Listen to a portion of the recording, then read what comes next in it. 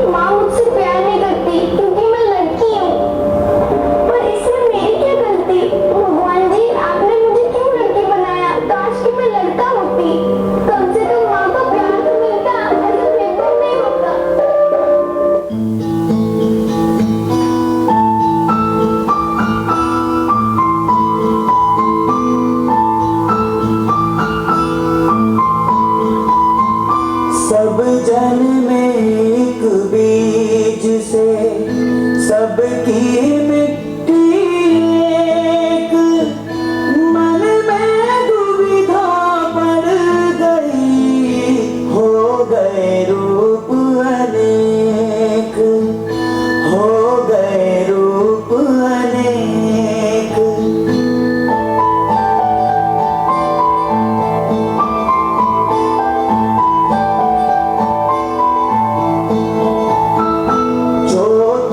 सच्चा बानिया सबसे एक समान, ऊंच नीच को छोड़ दे, एक बराबर तो, एक बराबर तो।